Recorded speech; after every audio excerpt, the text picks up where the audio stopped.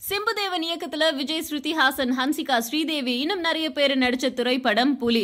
October 1 வெளியான புலி திரைப்படம் படத்துல கலவையான விமர்சனங்கள் கிடைச்சிருக்குது. படத்துக்கான டார்கெட் ஆடியன்ஸ் குழந்தைகள் அப்படின்னு சொல்றாங்க.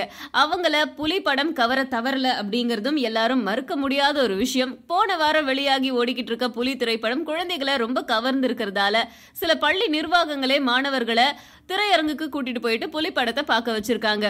அது மட்டும் இல்லாம சில தினங்கள்ல சென்னையிலையும் இதே மாதிரி பள்ளி மாணவர்கள் மற்றும் ராகவா லாரன்ஸோடைய ட்ரஸ்ட்ல படிக்கிற மாணவர்களும் புலி படத்தை பார்க்க போறாங்க. இதுக்கான ஏற்பாடு நடந்துட்டு வருது.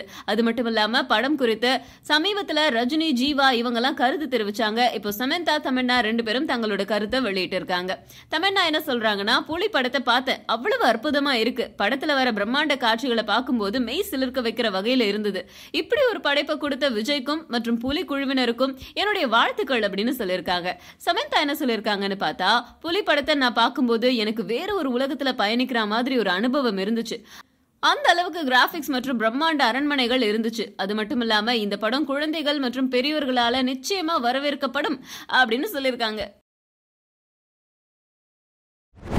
சொல்ல முடியும். அகர முகர எழுத்தெல்லாம் ஆதி பகவான் ஒலித்தே உலகு. கண்டிப்பா சொல்லுங்க.